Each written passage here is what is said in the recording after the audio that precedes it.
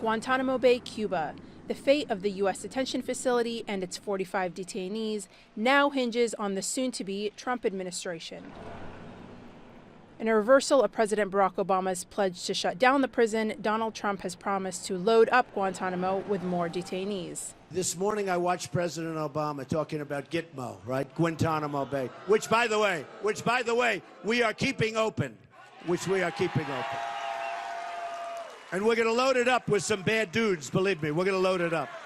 The president-elect also tweeted in January that there should be no further releases from Guantanamo, saying the detainees are, quote, extremely dangerous people and should not be allowed back onto the battlefield.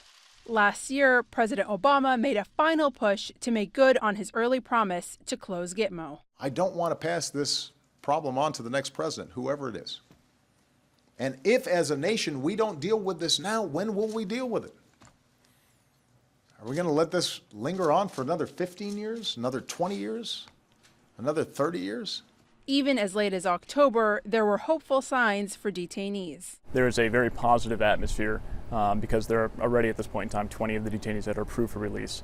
And they've seen many of the movements of their fellow detainees going off to different countries and transferring. The election of Trump and his rhetoric towards Guantanamo has been of concern for some detainees. Nobody expected President Trump to be elected, either the detainees or the people in the outside world.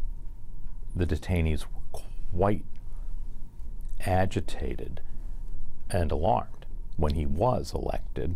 Two of my clients have told me that a lot of detainees asked for tranquilizers so that they could sleep over the night. Of nearly 800 accused terrorists detained since 2002 at Guantanamo, 45 remain. The U.S. Congress has rejected any closure plans that would transfer detainees to facilities inside America. Of the remaining detainees, 26 are being held without charge, but have been deemed by the U.S. as too dangerous to release. 9 have been approved for transfer. 10 face military tribunals, and that includes the 5 accused of plotting the 9/11 attacks. But the additional room is still here if the U.S. under Trump decides to up the numbers once more. We could accommodate several hundred.